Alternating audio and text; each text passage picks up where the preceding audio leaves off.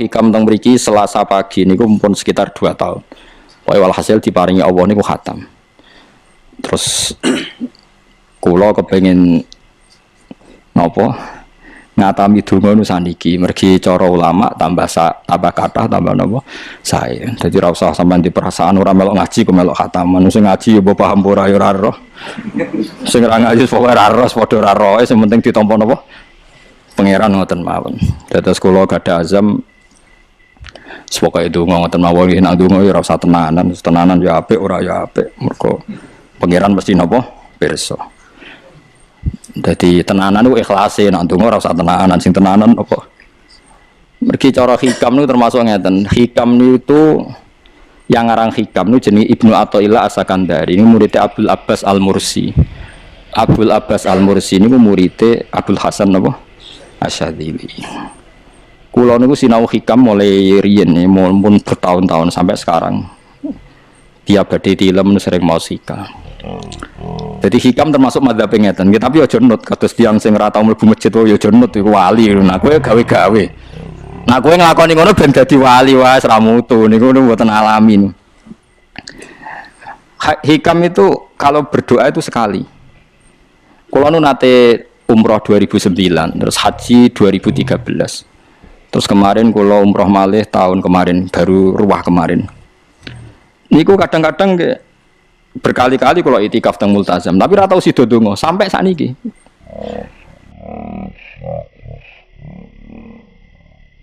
Mergo donga mbok pisan tok, anggere donga neh.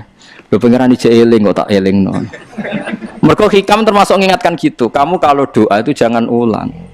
Karena yunabbahu iku man yajuzu alil ikhfal, yang boleh diingatkan hanya orang yang mungkin lupa. Allah ora bakal lali kok mbok elingno. Dadi kula anggere ning ngarepe multazam pe donga. Lho donga aku wingi pangeran cek eling. Ya wis ra sida donga. Ku anggere ape dongane, tapi ndak gawe-gawe lho, saya asli, maksudnya asli. Anggere ape dongane. Kan cek eling kok. Ya wis. Sampai kula nu teng raudhah niku akhirnya mau maca selawat, maca Quran. Anggere donga seeling to Gusti Yesus ngono terus. Dadi yo pancen unik, wong wali ku unik. Aja gawe-gawe lho, tapi aja nut kula. Cuma pancen hikam adzab ngoten.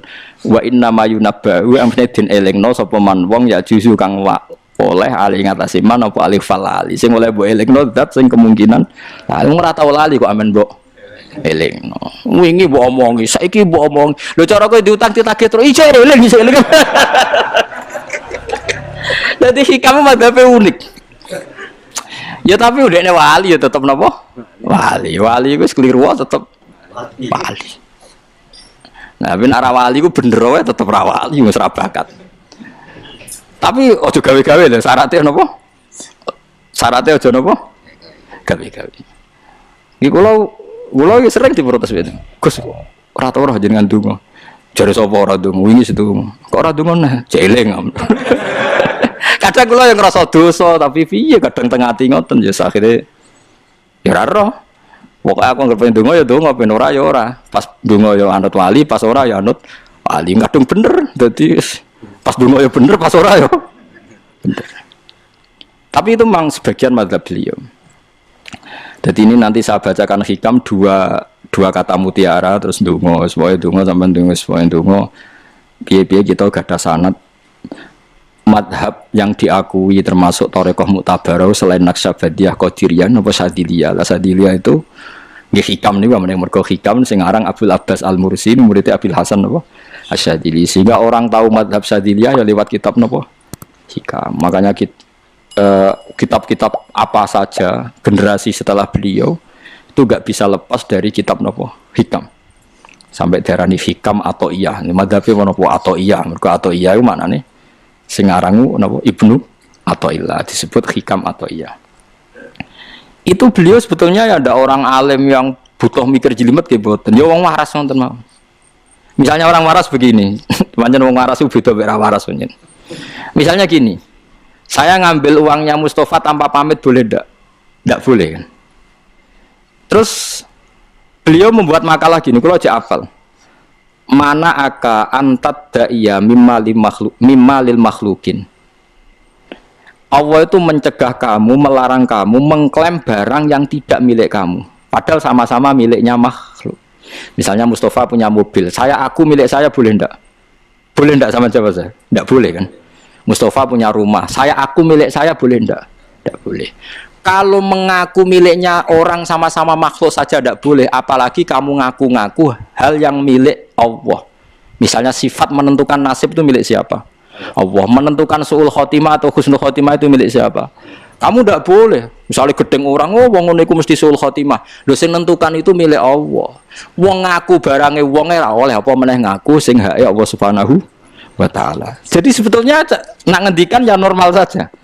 Artinya ijtihad itu kan normal, tidak perlu orang pinter banget. Tapi sing roh iku wong waras ngono asli.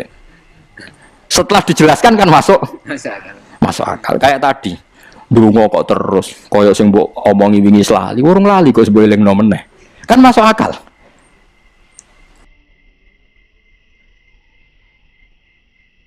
Tapi kok jangan anut aku, mergo ora asli, ora asli. Wong anut-anut kan mboten apa. Dadi ini kula waca kalih mawon nggih, kenangan kula ben dadi nggih kenangan kula napa makalah sanggeng napa hikam ya. Iki kula waca Arab ya mawon engko napa. Nggih, bismillahirrahmanirrahim. Kula nak maca malah bingung, biasa hafalan malah maca. Jadi piyambake ngendikan mana aka antatta iya male salaka mimalil makhlukin afayubihu laka antatta iya wasfahu wa rabbul alamin. Di Allah ngelarang jenengan mengaku barang yang miliknya orang lain, apalagi ngaku-ngaku hak sing miliknya Allah Subhanahu wa taala. Sehingga kita ndak boleh misalnya maksud noti yang wong iku mesti celaka, nyelakano orang itu hak sinten? Hak ya Allah. Kowe ora usah GR sok ben mesti bener, iso wae saiki bener sok ben salah. Kamu juga enggak usah merasa salah, iso wae saiki kira saleh sok ben saleh. Ya sudah itu hak ya Allah, sudah ndak itu. Terus ngendikane beliau ini Ilahi kulama akhrosoni lu'mi antokoni karomuka. Gusti ketika saya didiamkan oleh kesalahan-kesalahan saya, antokoni karomuka, maka saya digerakkan oleh sifat lomane jenengan. Itu perasaannya hikam. Misalnya sampean ngerasa dosamu akeh terus rawani donga, ngerasa salahmu akeh terus ngerasa ora ahli swarga. Niku jare hikam. Gusti kula nak eling salah kula kok ora pantes mlebu swarga. Tapi nak eling lomane jenengan nggih pantes mawon. Lha iku dindot wong ngono niku wis dindot. Dina eling dosamu sampean akeh kan gak pantes mlebu swarga. Tapi nak eling jembare rahmati Allah nggih pantes mawon. Ilahi kullama akhrasani lumi antokoni karomuka. Wa kullama ayasatni ausofi atma'atni minnatuka. Ketika saya putus asa karena sifat-sifat saya yang buruk, maka saya akan digerakkan lagi punya harapan karena saking melimpahnya nikmate jenengan to peparinge jenengan. Terus beliau disarah-sarah dicontohkan. Saat Umar masih kafir itu pernah gak minta jadi muslim kan enggak, tapi ketika Allah menghendaki dia jadi muslim maka jadilah Umar seorang yang muslim. Jadi orang tanpa keinginan pun kalau Allah menghendaki baik ditarik yang menjadi baik. Artinya kamu jangan percaya wong aku apa ya dadi wong apik piye, wong aku ngene. Wong sing ora tau niat apik wae iso diapikno pangeran kados sinten Sayyidina Umar. Sunan Kalijaga ketika nggarong ning gone Sunan Bonang niate ya untuk emas. Niate wae elek, tapi ketika Allah ngersakno dadi apik ada takdir yang memandu dia jadi apik, bahkan dadi wali. Itu fakul lama ayasatni ausofi, ketika saya diputus asakan oleh sifat-sifat saya yang buruk, maka saya akan diharapkan lagi, diberi tomak, diberi harapan oleh banyak peparingin apa jenengan. Jadi intinya kalau suwun khasnya madhab Sadili itu melihat sisi positif. Jadi misalnya jenengan sholat misalnya, ini rumah tenan, misalnya jenengan sholat, potensi gak diterima itu tinggi. Mungkin kita ada ikhlas, mungkin kita ada tumak ninah, mungkin kita banyak melakukan kesalahan, mungkin eling macam-macam. Itu potensi yang menjadikan kita sholatnya tidak diterima Allah. Tapi cara madhab Sadilah berpikir gitu itu tidak boleh. Kamu harus ingat bahwa sujud ini luar biasa. Banyak orang yang nggak diberi anugerah sujud. Orang bertahun-tahun, berpuluh-puluh tahun hidup kafir tidak pernah sujud. Kamu sekarang ditakdir mau sujud. Jadi mestinya kena bersolat subuh. Matur nuwun Gusti tadi saya sujud sama jenengan. Matur nuwun Gusti tadi saya rukuk sama jenengan. Gak usah mikir buat ditampa ora, ijo eling terus. Nanti setelah zuhur ya begitu. Eling terus tadi ditakdir sujud, ditakdir rukuk, ditakdir sholat. Sehingga madzhab Syadziliyah itu sampai mengatakan begini. Orang yang beribadah meskipun sedikit dan yakin bahwa itu peparingnya Allah, minnah dari Allah, itu lebih baik ketimbang ibadah banyak plus merasa kurang. Di misalnya Mustafa sholat, bersolat duhur gak marem, mungkin duhurku salah terus berbadiah kok sholat meneh. Sing kula sholat duhur tok ora usah. Saking syukur kula, iku duhur kula makome. Ya nganti saiki duhur kula perkarane ngene iku dene kelakuane cek ngene iku dene. Karena ketika diberi pangeran ora marem. Kurangnya, tapi kurangnya niat elek. Kayak pangeran polisi, ngurang pangeran ra nampa kurang ini kurang. Pangeran ora diwatak ngoten. Enggak terlalu prosedur gerwong wis sujud niate apik yo. Apik.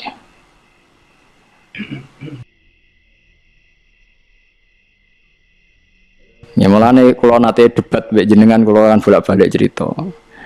Sampai nak sujud itu untuk menjadi sah itu kan bathuk, tangan loro, dengkul loro, delamaan loro, sehingga harus sujud pada 7 anggota. Jadi menurut madzhab yang asoh kalau sujud itu harus 7 anggota.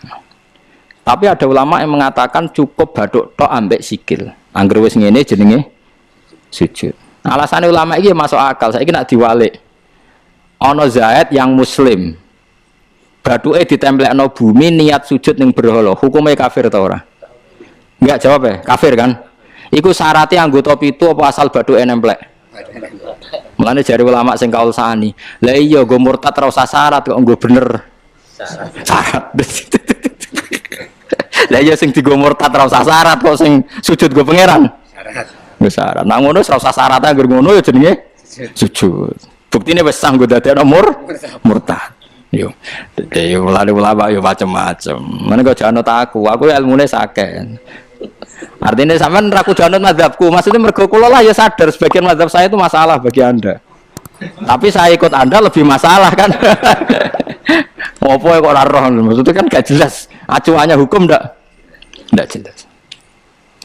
Ya karena tadi kamu sekolah di Australia, di Amerika, wong kok kancanan wong kafir. Tapi barokahnya anak-anak yang sekolah di sana, yang kerja di sana, akhirnya di Amerika ada masjid. Di Australia itu barokahnya mahasiswa, pekerja, orang kedonyan macam. Sekarang orang kedonyan di Taiwan, di Korea bikin komunitas masjid. Ya, akhirnya di bumi Allah di sana ada yang sujud. Ya itu nyata. Meskipun teori Anda juga nyata, sebagian mungkin katut widoan yang kono katut macam-macam. Sama-samanya ya sudah kita berpendapat ya seperti itu. Wallahu alam yes, ya mungkin naik apik, mungkin naik ora. Wallahu alam supaya donga supaya apik. Tapi kan kita tidak satu arah karena ngendikan ya seperti gejolokannya Allah dengan Nabi Ibrahim itu kan kelihatan. Malaikat Israel berjabut Nabi Ibrahim. Nabi Ibrahim gak terima, gak iso Israel. Aku kekasih pangeran. Mosok dipateni. Hal ra'aital khalil yumitu khalilah. Ono kekasih mateni kekasih, mesti keliru perintahmu Israel. Semune ngono Nabi Ibrahim, kowe tetep dipateni. Cara Israel wis menarik. Akhirnya balik teng pangeran Gusti, amartani ila abdin la yuridul mauta wa yaqulu hal ra'aital khalil yumitu khalilah. Ya Allah, Engkau memerintahkan saya pada hamba yang enggak ingin mati. Dia bilang, masa ada kekasih membunuh kekasihnya. Cara Israel masuk akal, bisa mikir juga Israel. Cara dia masuk akal. Jawab Allah ini. Qullahu jadi katakan pada Ibrahim, hal ra'aital khalil yakrohu ayyal khalilah.